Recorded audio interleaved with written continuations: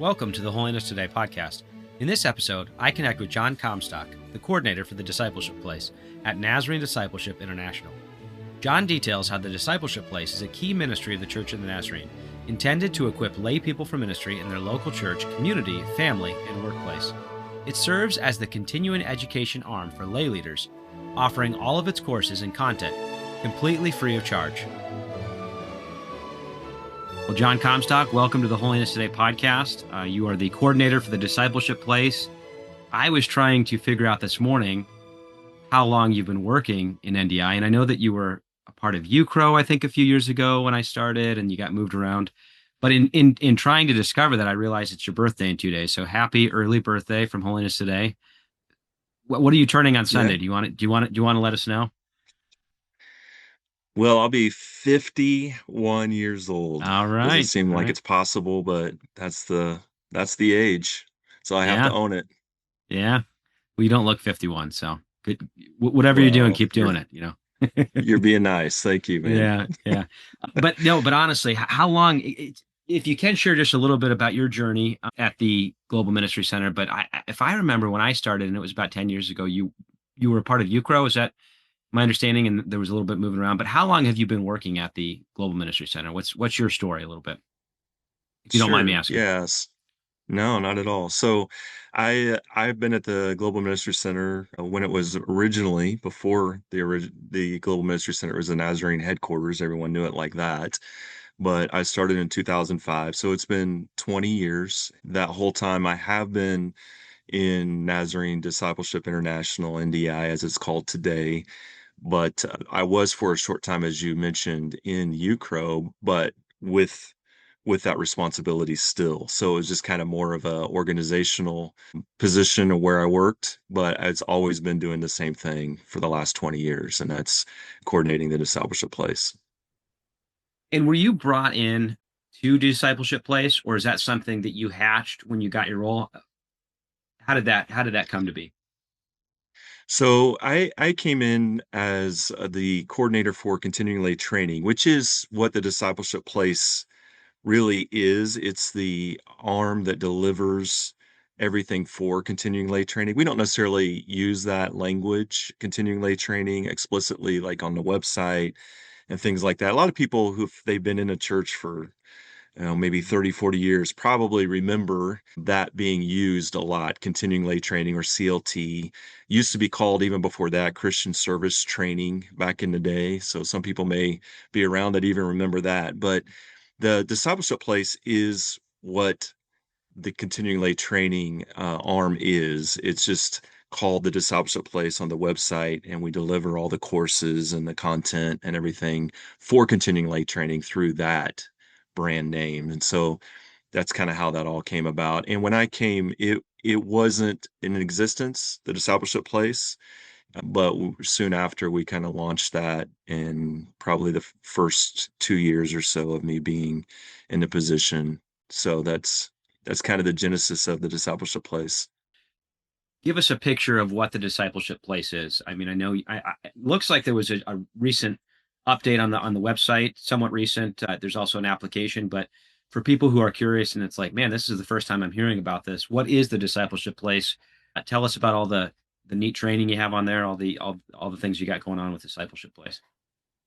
Yeah, well, so the Discipleship Place, discipleshipplace.org, is a fairly new website that we just launched that you'll find there. In fact, we're still working on it, and there's some updates that we're going to be making in the next few months to enhance it and to make it better for everyone that uses it. And so we're really excited about some of those updates that'll be coming. I think one of the things that probably is good to know about what is available is the certificate of lay ministry is a piece of what can happen there at the Discipleship Place. And so let me kind of share that a little bit in terms of what that is and how that looks in a local church.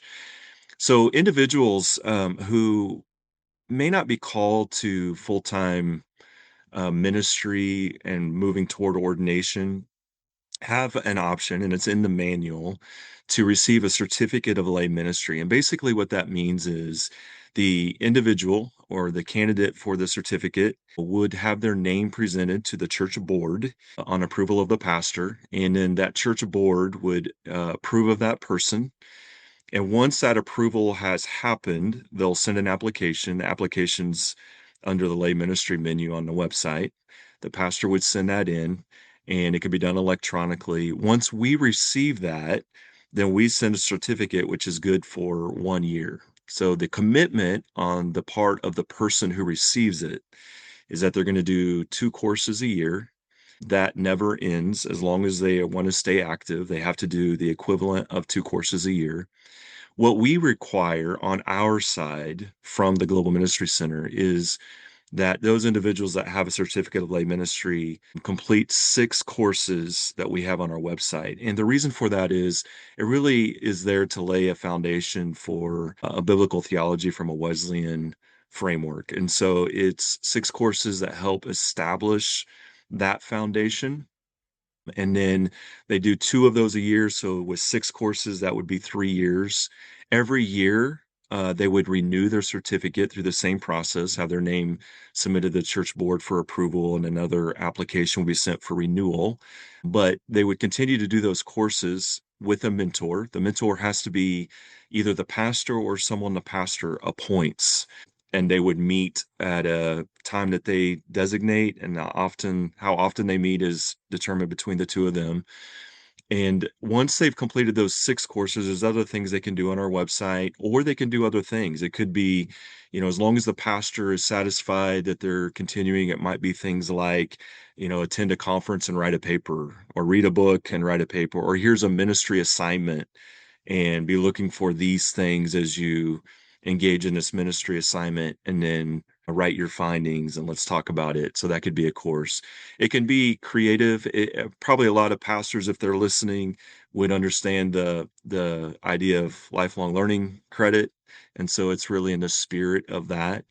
And we just want to know that they're continuing to grow and to learn, and so that's how that works. But the 6 courses that we have that are required, Nate, are available to anybody. And so a vast majority of people that do those courses are not necessarily certified lay ministers. And we'll send certificates of completion to anybody that completes all of the lessons in any of those given courses if they request it. And we do that all the time. So they can definitely do that. When they log into the website, they create an account, they can take the quizzes, it'll track everything for them. And then they can, when they finish, just send us an email and say, hey, I'd like a certificate of completion, and we can send that to them. Having completed the courses doesn't make them a certified lay minister. That is strictly for those who have gone through that process that I described earlier, which is through the local church board and a pastor. But we do have a lot of other courses. We have a course there on mental health and discipling communities that Dr. Janet Dean helped us with to really look at the issue of mental health. And then we had her film several videos on short tools that people can use, like 2-minute videos for managing emotions. So we have a course for that. We're getting ready to film a course here pretty soon with several worship pastors. We'll be filming that in the next couple of weeks, in fact. And that will look at discipleship through worship and what does it look like for a lay worship leader as they do a worship rehearsal, and some things to consider with that, or how to care for their worship team, and how to have conversations with their pastor about a worship sequence. So there's a lot of topics that'll be addressed in that. We have another course that we're getting ready to release a video series on digital discipleship. So we had several people, including pastors here, youth pastors, and then the president of Ambrose, Dr. Bryce Ashland Mayo, was part of that as well. And it takes a look at just digital discipleship and how we can even think about that as Wesleyans, for example. And so there's a theological piece in that to help frame that. But there's just a lot of different things there related to small groups and Bible studies, and quite a few things there that people can find, and it's all free. There's no cost to the person that's using the website at all. So we make it available to everyone at no cost. So the required courses are Communicating the Gospel in a Pluralistic World, John Wesley's Theology, Exploring Nazarene History and Polity, spiritual formation, New Testament, and Old Testament. And then what you're saying is once you're credentialed working through your local church, then there are elective courses that you can continue to take to keep your certification up. Is my understanding? Is that correct? That is correct. Yes. And That is you've had, I absolutely mean, correct. we've featured a few of them on the podcast, but you've had, Tom Noble teach a couple courses. You've had Dean Fleming, I believe. Did he do your New Testament? I'm trying to remember. He did a couple different webinars. But share a little bit. I mean, you continue to get great leaders in the Church of the Nazarene for your webinars. Those become elective courses after their webinar. Is that how it's structured and set up? And we'll be right back. Hi, my name is David Gilmore. I'm the pastor of Clyde Church of the Nazarene in British Isles South District, and I'm the author of the Foundry's Advent devotional resource for 2025, Hope of All the Earth. We live in a culture that's not designed for faithful waiting. Our world teaches us to demand instant gratification, and if we're not careful, we'll be swept along so quickly that we won't even notice.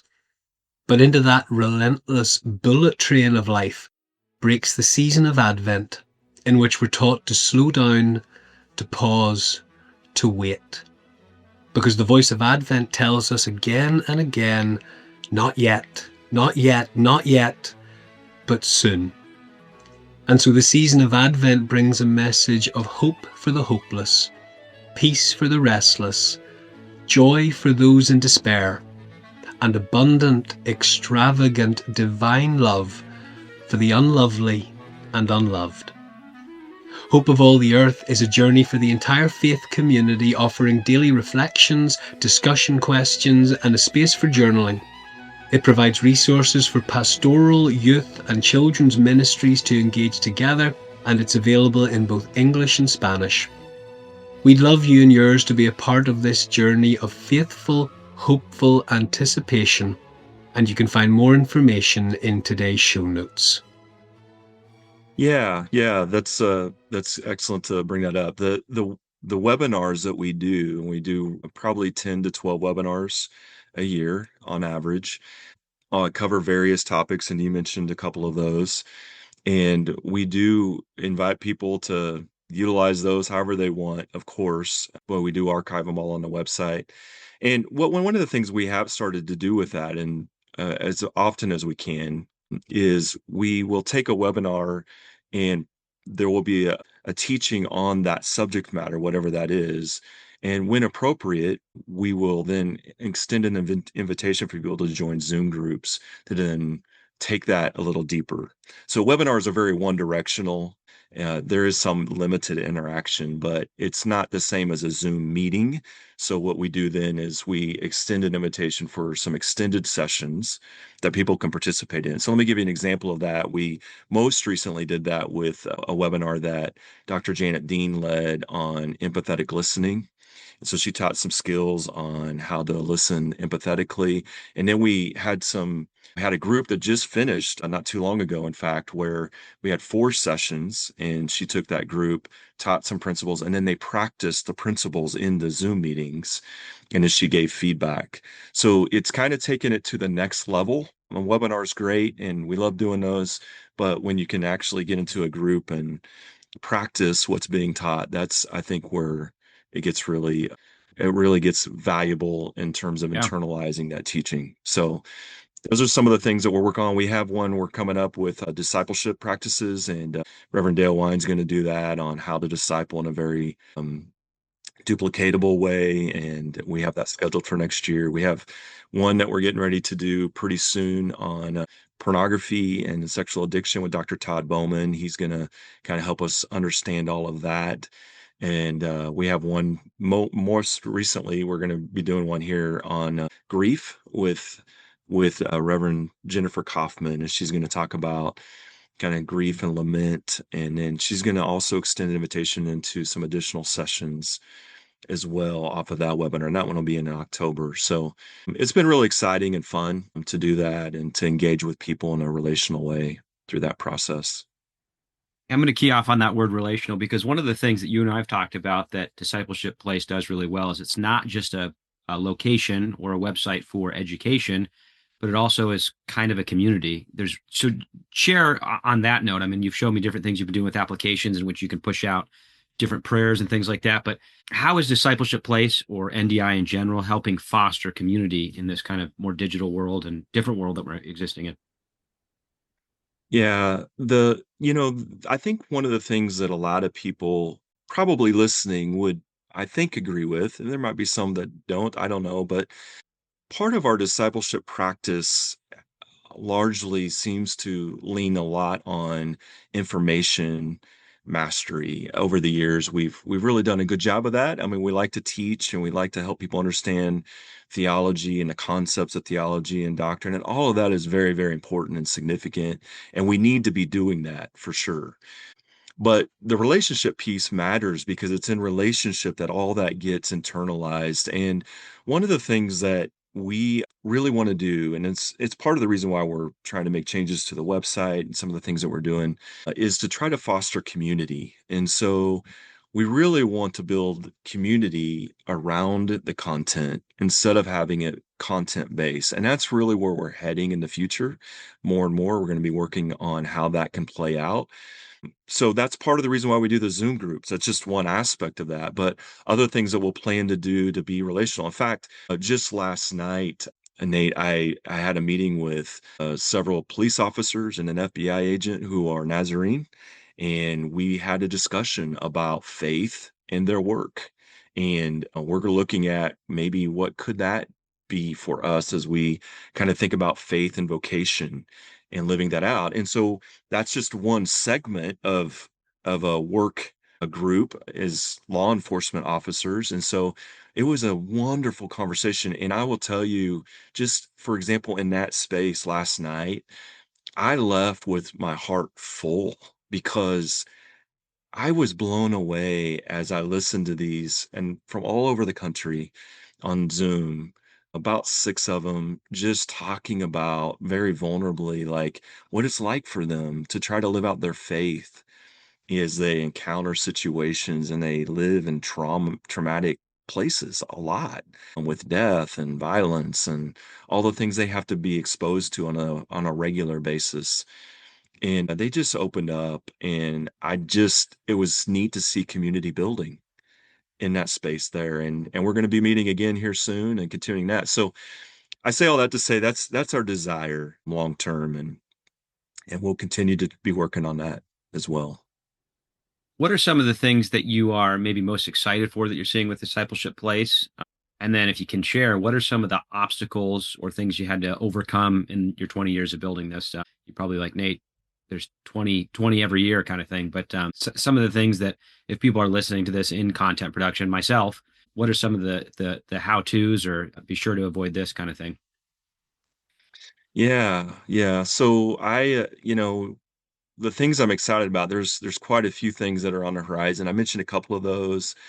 We have some other things that we're working on. We have a video series with a couple of pastors, Reverend John Pickens and also Reverend Galen Ryman out in Chicago, who are working toward helping us create a new video series for spiritual formation and then practices that people can put into place. So there's some things there. We're looking at the integration maybe of some AI and utilizing that on the site here in the future.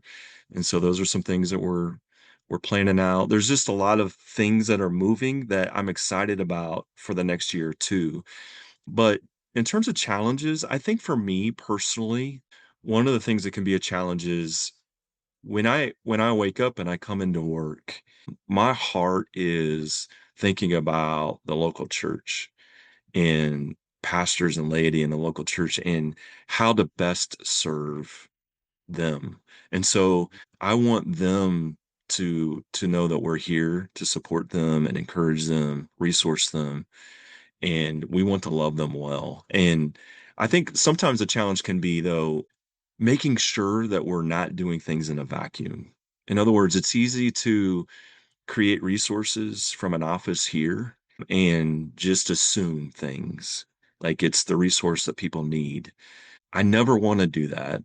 I'm not going to say we've always been perfect about that, but really a lot of that shift for me, even in the last couple of years, is to do things more team-based. And so, as I've even mentioned, some of those courses that were coming out, those video series that we're releasing here soon, they're all team-oriented. And so we're taking people who are practitioners in that in the field in local churches and other places, and we want them to speak into the forming of the resources that are developed instead of just doing it in a vacuum from the Global Ministry Center. And with that is also hearing feedback Yeah. from pastors and laity to say, hey, look, here's where we're really struggling. Like, we need help here. We need that feedback. And so maybe if there's things that they see that we can be doing that we're not doing, we want to know that because we can make course adjustments. And so feedback loops are probably the biggest challenge. We do get a lot of feedback. So I'm not going to say that we don't, but I don't know that we can ever have enough. And so I'm always open to that. I think that's the biggest thing. And then the second thing is just resourcing. There's always, I think it's true in every local church, and it's true here. It might be easy to think, at the Global Ministry Center, all the resources are available, but we have resource limitations too. And so local churches know that. I don't think there's a ministry out there that doesn't understand that in a practical way. And so we want to figure out ways through that though.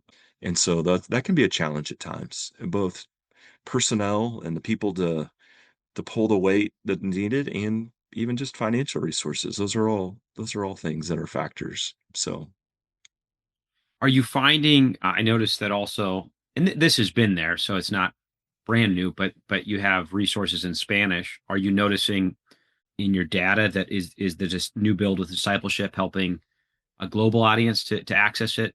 Are you seeing any trends that way for lay training? yes, we are actually. In fact, even on our webinars, I'll start there. I think in the last webinar we had people from about 18 different countries join. We have people from across the globe that do use the resources there. I see that all the time. But we do have a lot of work to do in that space. So at the same time, like you mentioned, there is a link to Spanish resources. Once we get this build out for the new website, the future, what we're going to work on is then putting the website in multiple languages. So Spanish and Portuguese and French obviously will be three key languages that we're going to focus on, big projects. Most of it, obviously, as you see there, is English, but that's something that we're going to be changing here. And we really want to serve well. In fact, we have a gentleman that has taken it upon himself in South America to translate a lot of our courses in Oh, Brazilian that's cool. Portuguese. And he just reached out recently, and he's just really done hard work on that. It was really Yeah. exciting to see that. And so we're excited about that. I think looking forward to that, but also remembering that we don't want to do that in a vacuum. We want to do that in participation with areas around the globe too. And so we invite that participation and help. Now, for people listening who are active in their church, but maybe are not ordained, what are some encouragements for them to maybe look into lay ministry certificates, training courses, and also would you generally recommend it for anyone? I'm thinking of like local NDI presidents, local NMI presidents, local NYI, at the local church, officers in those positions or board members.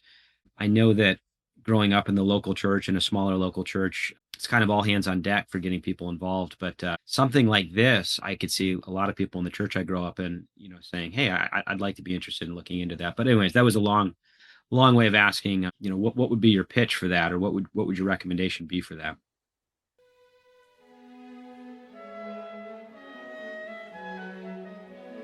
We'll be right back with the rest of this episode.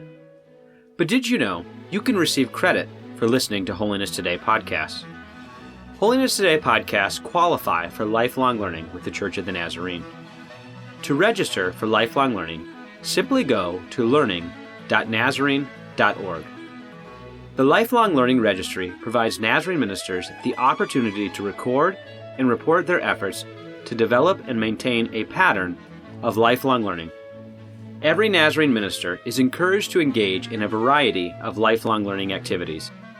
The code for Holiness Today podcast will be listed in the show description. This code can be utilized for this episode and any previous episode you wish to listen to. Thank you for being a listener and sharing in the ministry of the Church of the Nazarene. Now back to the rest of your episode. Yeah, so it's available for anybody. And to your point in that question, it would be great for, I think, any church to say, hey, if you're a Sunday school teacher, maybe take those 6 courses.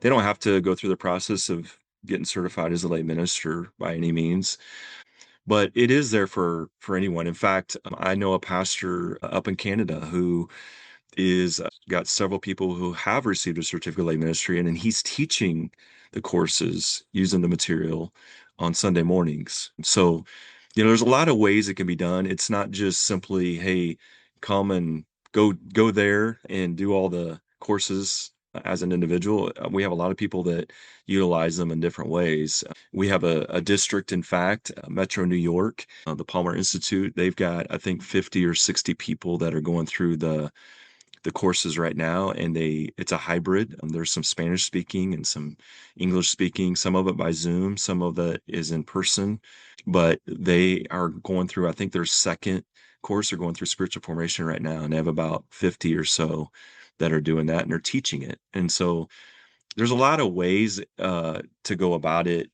I remember, in fact, just a quick story. There was some business gentlemen that traveled a lot, and they were in a local church, but because of their jobs, they were gone fairly often through the week, but they'd always be home on the weekends. And so what they decided to do is use their downtime and travel to actually do the courses, and then they would meet as a small group, and every lesson has discussion questions in it, and there's an application section, things they can do. So they would do that as far as going through the lesson during the week. And then when they got together, they would just, instead of having the burden of teaching it, they all just kind of went through it, and then they just discussed it as a small group. So they would spend 45 minutes and do that. And that was kind of how they went through it. So I would say too, we just put a video up of a story of, she goes by Kat Lucille. It's actually on the homepage at discipleshipplace.org. We just released it this week, and her story of becoming a certified lay minister. I'd encourage anyone to go watch that, because I think that would maybe open up the imagination to possibilities, and to hear her story of how Jesus has transformed her life, and how her work and what she does and has been impacted by her faith, and she's done a lot of the courses at the Discipleship Place. She's a certified lay minister as well. So that a beautiful story about how the story of Jesus has intersected her life and transformed her. So I'll put that link. They may have to. Will our listeners, if they're clicking on it for the first time, have to create a portal? As you said, it's totally free, but I might put that link in the show notes if you're okay with that, just so they can get access to that. yeah, we can give you the direct link to where that video is. It's on the homepage, and anyone, just to clarify this real quick, anyone can access the resources on the site without creating an account. So it's not required that you create an account to access the resources. The account would only be necessary if someone wanted to have their activity tracked on the website, so they can kind of keep track of where they've been and what they've they've watched done. and Yeah, exactly. Is it accurate to say, I don't want to speak on your behalf, but would you say that if you are attending a Church of the Nazarene and you are active in the church, that in some sense, as believers, we're all called in some sense to be ministers in the local church? Therefore, maybe take a look at lay ministry, to take a look at these courses. Would that be an accurate statement? Yeah, I think it would be accurate, and I would say not just for the local church, but for your life. In fact, one of the comments that was made in that video that I just mentioned with Kat, in the video, she mentions how taking the courses helped her in her work with her faith. So, I know a lot of times we think, well, how is this going to help me in children's ministry or the things in the local church? And it's certainly, there's things there that it will help with. There's no doubt about that. But it's really, I think, bigger than that too, in terms of it's the entirety of your life. And so what our hope is, and our desire and our dream is, that it shapes a kingdom perspective for a person's life. And what does it look like to let Jesus be the one that defines the narrative of your life? And that means at work and at home and all the places that people go. The just in the supermarket and getting gas and pumping gas next to somebody. What does that look like to integrate your entire life and faith together? And I think we all at times can struggle with, it's easy to compartmentalize our lives. I think that's this part and it doesn't touch this part, but certainly the call of our life as disciples is to live our lives as disciples in every aspect of our life. And so we need each other to do that. That's we're all in it together, and I'm in it with everyone else as well. Who is it NDI that gives out the official credential, the certificate? Who's the credentialing body of a lay certificate? Yeah, the Nazarene Discipleship International is the umbrella that all of this is under. And so what I like to say though is when someone receives a certificate of lay ministry, it's really the local church that's certifying them. We're helping facilitate the process and we're helping give the structure for that. But in actuality, it is the local church that's actually certifying that person. The reason for that is really, really simple. We don't know those individuals like they do. So they're the ones that know them, their gifting and their journey and with Jesus and all those things. So they're the ones that are doing that. We're the ones supporting that for the local church and with the local church. And one of the things I say, people might ask, well, what does it mean if I receive a certificate of lay ministry? What does that mean I can do? And that's a really good question. It gets asked a lot because I think a lot of people think about ordination when you get your district license. You can serve communion and all the things like that that come with it. What I say to people that ask that question is, it'd be really good for a discipling opportunity for that individual receiving the certificate of lay ministry and the church board and the pastor to meet with them and say, based on who we know you are and your gifting and your calling and how we know you, here's a covenant document. When we give you the certificate of lay ministry, these are your responsibilities in the church. And for some people, that might look like filling in for the pastor when the pastor's gone preaching. For some people, it could be it's pastoral duties, it's hospital visits or visiting people in their home. It might be administrative for some people. I mean, it could be a lot of things. And so, for example, we have a church in Tennessee that not too long ago just gave 13 people a certificate of lay ministry. And every one of them could have their own outline that says, hey, based on this, this is where we see your gifting and calling as a certified lay minister. And what that says to the congregation when that's known is significant because what it's really saying is this individual is entering into a covenant relationship with the local church board and the pastor, and their lifelong commitment is to lifelong learning and that accountability to them in their living out their faith and ministry. And so it isn't a small thing. It really is significant, I think, in terms of the life of the congregation when there's a certified lay minister and when that's known to the congregation. If someone does get a certificate but moves, they have a way of having all of their course tracked in Discipleship Place that they can go back into that and go through the process in the new church that they have moved to. That's right. On the website, it would all stay. It would require, though, again, because they're really, it's the local church that's certifying them as a lay minister, that new church board and pastor would need to have approval for them to receive a certificate again. So it doesn't necessarily follow from church to church, if that makes sense. That doesn't mean, though, if they go in and they get a certificate of lay ministry at the new church, that they have to go back and redo all the courses because that's all still there and that's tracked. So that is not having to be redone. But the relational aspect of that needs to be built and established, and the local church would still need to certify them, their new local church where they're at. Are you seeing any connections, or has there been connections made between those who are certified as lay ministers then in time going on towards ordination? Is there connections there that you're seeing in the data? Well, anecdotally, I mean, we don't have data like a spreadsheet or anything, but Yeah. just over the years, I have seen that happen.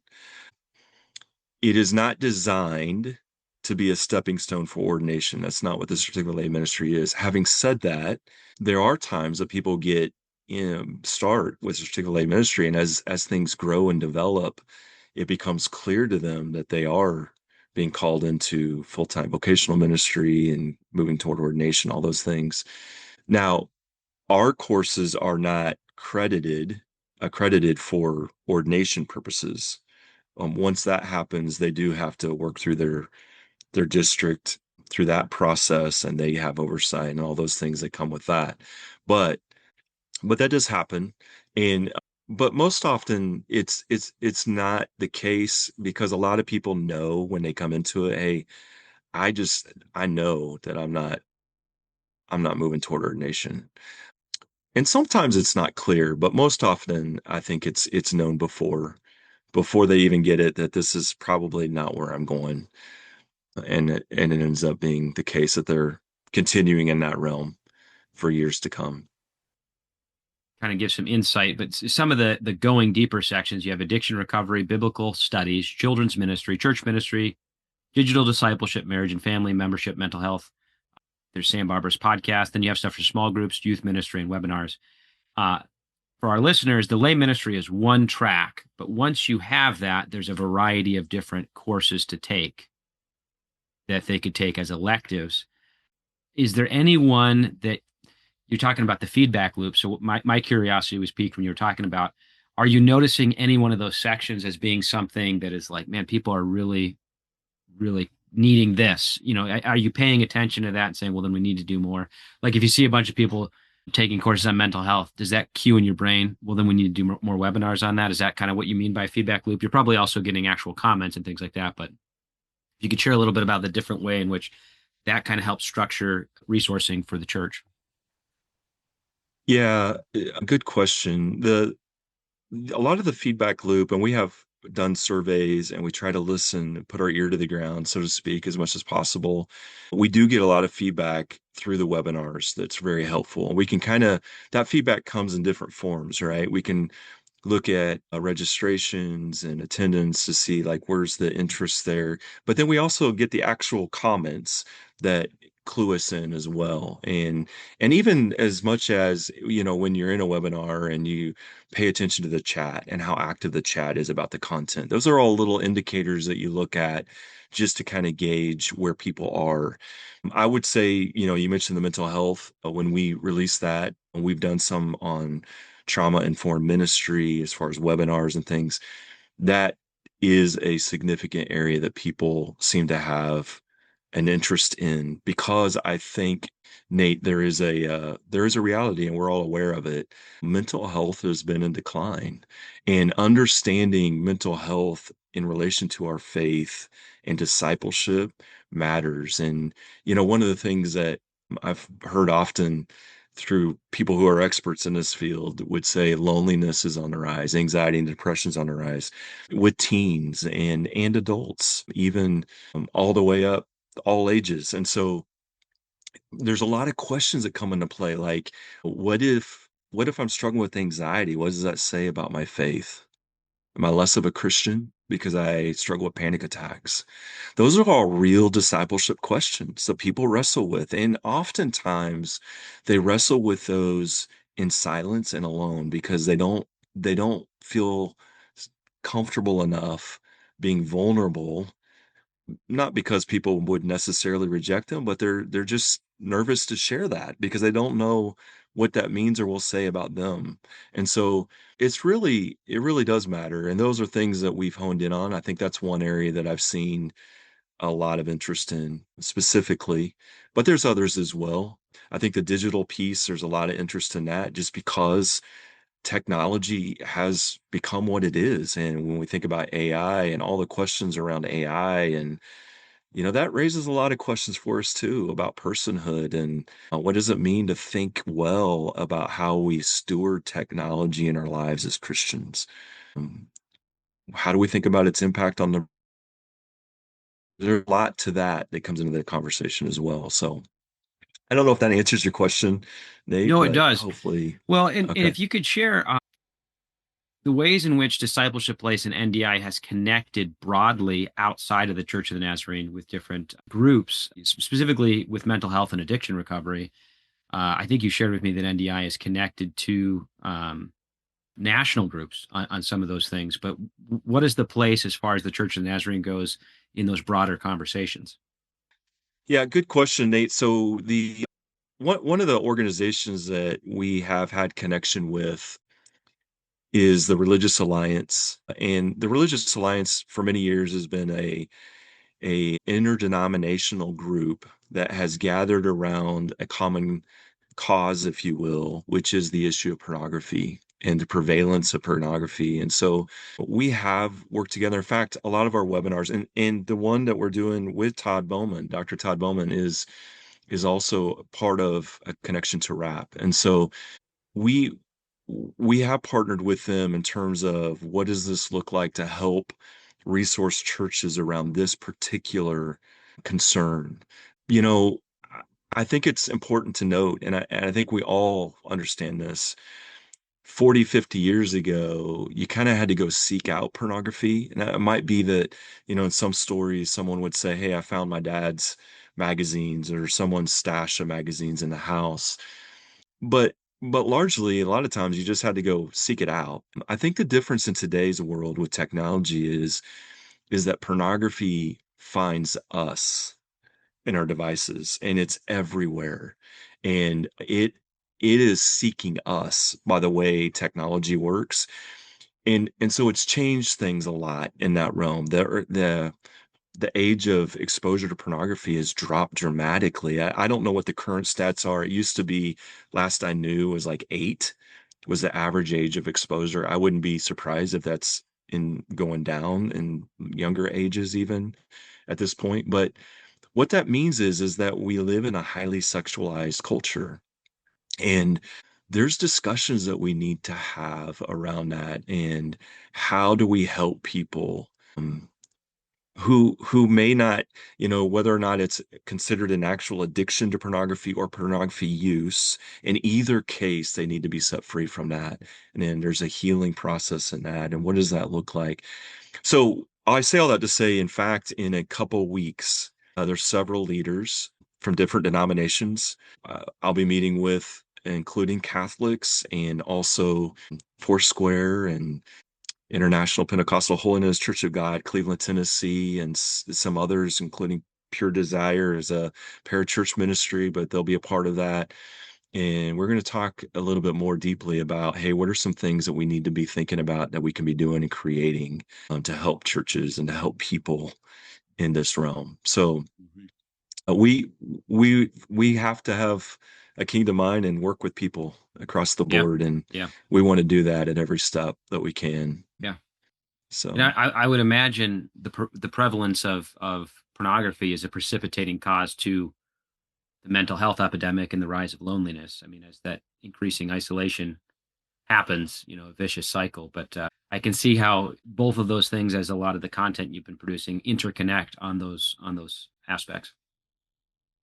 yeah, and it's so with that, let me just say, like for example, through the Religious Alliance and that connection, we have made available, and Dr. Todd Bowman has a series of about 42 very short videos. When I say short, I mean 1 to 2 minute videos that really starts with scripture and kind of looking at scripture through the lens of pornography use, but then gets into, as you get in further into the videos, he goes into other things related to, you know, triggers and how to think about triggers and all those things that come with that. And those are available on the Religious Alliance website, which is linked from the Discipleship Place, but it's also available via text. And so we have a text that people can service that people can use. And so, if they text the keyword to 55498, if they're in the US, it's only available in the US because of the technology, but they can receive those videos via text as well. But if you go to the link from the Discipleship Place, there's a link under resources. that will take you to the Religious Alliance website. That's also all there on those videos, and we have people that utilize those as well. So As the discipleship place is thinking more and more in this digital age of how to foster community, has there been thoughts on accountability groups, incorporating, fostering, encouraging accountability groups through discipleship place, or maybe adjacent discipleship place as a as an encourager of that? And what does that look like? yeah, I don't know that we've thought about accountability groups per se, maybe in a way that we often think of accountability groups. Um, but that is something that could be considered as a possibility and something we might give thought to. I think the key is for the first step is really establishing and creating community.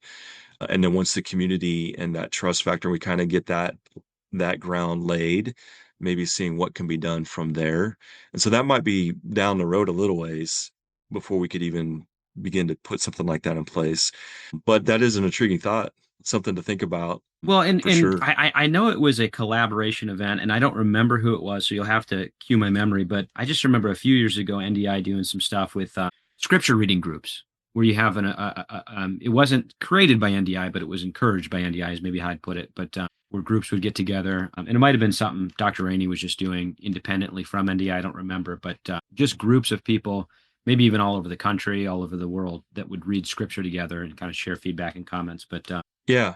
Yeah, no, there's a lot that I think can be done in that realm, and I think establishing groups is definitely of interest. Call them cohorts, call them groups, depending on what it is that the trajectory is for it. But I look forward to exploring that more in the future. And you're making me think, Nate, and I appreciate it. I don't have a there for that question necessarily right now, but no, and it's something that I mean, here's something that's just interesting that I've been thinking about is that maybe 10 years ago, maybe longer, maybe it was 20 years ago, Facebook was like the place, where we'd share content. And just as social media has changed, you see things like TikTok or Snapchat or Telegram, which are really, in a lot of ways, subgroups, where things are less public. In a sense, we were a mhm. glass house for a little bit, and then everyone said, this is uncomfortable. And now we have these kind of intimacies being shared, in a sense, in these subgroups or in these sub things like Telegram. And so in the digital world, and we haven't created anything either, but I'm just even thinking things about like WhatsApp groups and things like that, but just ways in which you can foster connectivity, but not have it be so public. You know what I'm saying in that sense? And I know that things like you're saying, groups and cohorts, I'm sure are of interest, but just thinking through how we do such things is fascinating for me in the content world. But Yeah, absolutely. Yeah, there's the possibilities are endless. and then something else will change in the zeitgeist, and we'll be thinking another thing. But I just find it fascinating. It doesn't seem like Facebook is the main place now where people are going for connectivity in the digital space. Yeah, it is interesting because Facebook is a noisy environment. It is definitely noisy, if we want to say it that way. It's distracting, and not that it can't be a place where people go with groups, and you can put groups in Facebook by any means. Of course you can. But there is also something to be said about pulling away from that and finding a quieter place. Yeah. I guess the analogy maybe I think about is it'd be like this might be a little extreme. So if it is, I apologize, but it'd be like trying to have a small group in a construction zone where there's jackhammers and all this stuff going around. That's kind of what it feels like sometimes when you're in Facebook, right? At least to me, it's a noisy space versus having a small group that's in a quiet coffee shop where we can really like come together intentionally in a focused way that's different. It doesn't mean one's bad or better than the other. They're just different. And I think there is a place for that. One of the things that I'd love to be able to do on the Discipleship Place is create a place where that can be done. Not because we're competing with Facebook. We're not going to compete with Facebook. We're not going to compete with the big tech companies. But there is a place for that where you can maybe pull aside digitally into a quieter environment that's intentional. And so I think one of the things that we'd like to do that, if I'm dreaming a little bit at this point, and these are all dreams, is what would it look like to help a pastor create those groups and have a landing place where all of that is housed and they can have kind of this dashboard of discipleship where their groups are, and they can have insights into what's happening with the church as it relates to the discipleship place and all those things. So those are on the mind for sure, that for me. Well, and again, full disclosure, I do not work for Subsplash, but one of my friends does, and he was showing me, they work with church software. I think it started with tithing, and then they started incorporating into different aspects of church. But he was just showing me some of their platforms, and it's like one of the things that fascinated me about what he was showing me is all the subgroups in which you can create connectivity groups, integrated into their programming, into their application, into their website. And I thought they, of course, would not be creating these groups if there wasn't a desire for them, and so it kind of made me think like that's Yeah. as I hear about the increasing loneliness, I'm interested in seeing a lot of local churches that have used Subsplash, using that technology as a way to connect with, notifications and things like that, but just connecting people right into that. I don't think it's Subsplash, but I'm in a group right now with my local church that shares prayer requests, and you can just get in there and chat about different things that are going on. I'm sure That's if great. Michael Thompson's listening to this, he's saying his red flags are going with all the with all the liabilities of a global thing. But I think in the local context, it works really well. But I just was kind of curious if you've been given any thoughts to that as far as Discipleship Place. But yeah, fascinated by these things. We do have, and I will say this is, and this probably touches on this, is there is if you go to the resources on the Discipleship Place, there's a sub menu there called Library of Plans. A lot, not all, but a lot of the courses and things that you find on the website are in this other landing page. And the reason that landing page exists is we create, like, so for example, let me give you a for instance. We've talked about the mental health series. You'll be able to find the mental health videos in the library of plans. When you go to the library plans, let's say as a pastor, or even a layperson who might just want to lead a group, let's say they want to copy that plan. They can copy the plan and then customize it. So you can change the color scheme, you can make all kinds of tweaks.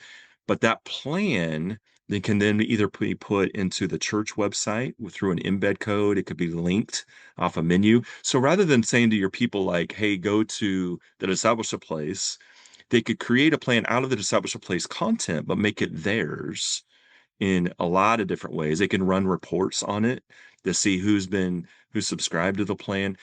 But the piece on that's community is every one of those pieces of content in the plan, people can comment on.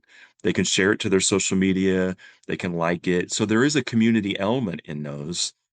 And that is available right now that way as well. And so people are more than welcome to, and if anyone wants help and like, hey, I want to figure out how to customize this, that's what we're here for. Just reach out and we'll get on a Zoom and walk through and help people do that.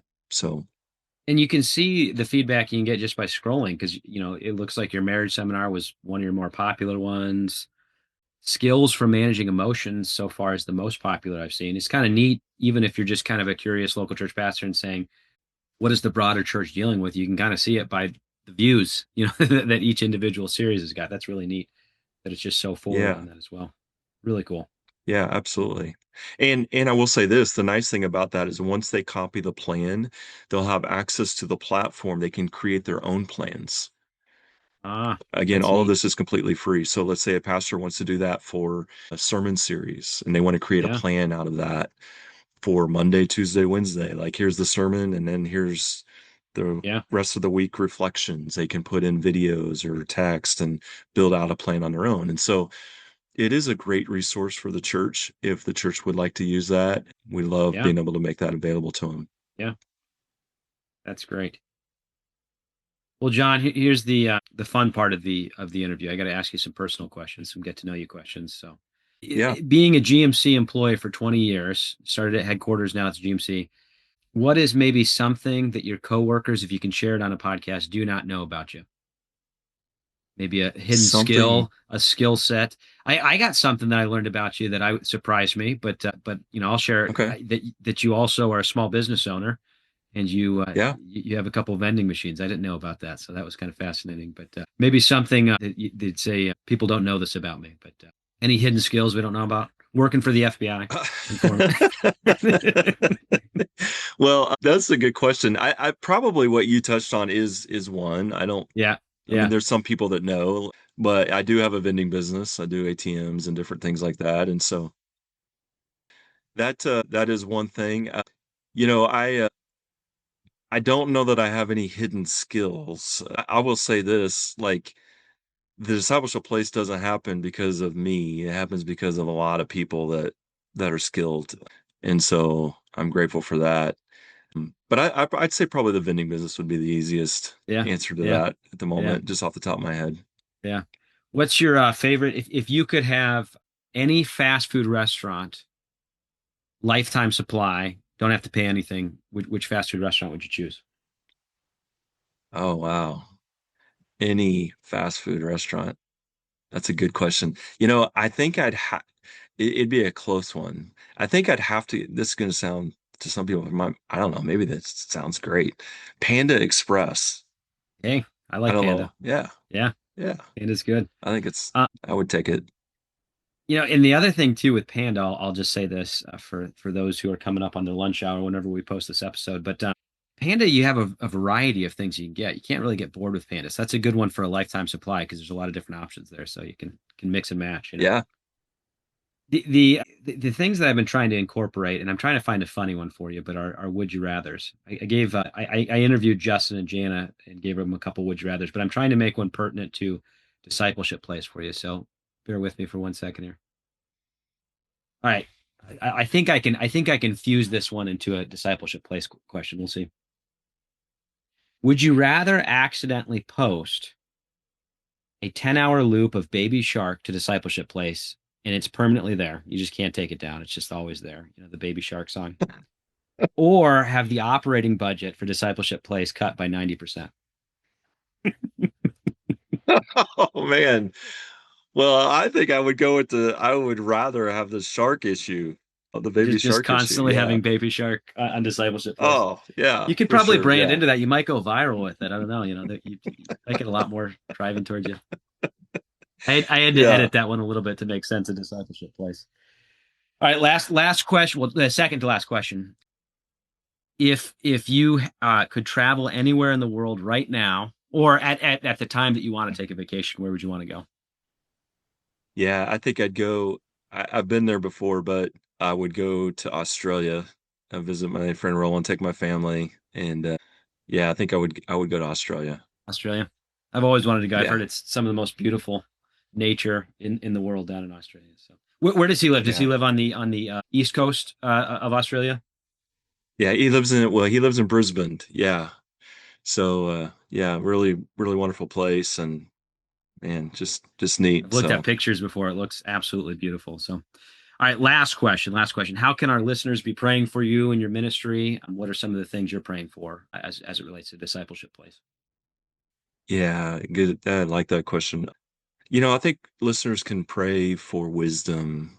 We always need wisdom, and that's what I rely on is, man, I don't have all the answers. I don't know all the best ways forward, and I have a lot of things to navigate, and wisdom's important. And so I would love for that, and as we do this together, because I really don't see anything related to Discipleship Place as doing it for people. I really wanted to be doing it together. So collective wisdom, not just wisdom for me, but as a whole for all of us. And then what I'm praying for is for people to let the story of Jesus and the narrative of Jesus intersect their story. That meta narrative getting so interwoven with their narrative that their lives would be just turned upside down, so to speak. It's really being turned right side up in a broken world. But that is my prayer, I think, and my desire, my heart for everyone that we get to serve first and foremost. Well, thank you for that, and thank you for your time. I really appreciate this. It's been helpful for me, and I hopefully it's helpful for our listeners as well. So appreciate your your Yeah, your thank work you, and all of Nate. this. Thank Well, you. God It's bless, been sir. good. God bless you. Thank you for listening to the Holiness Today podcast. If you enjoyed this production and wish to hear more, visit holinesstoday.org/podcast or find us on Spotify, Apple, and Google Podcasts.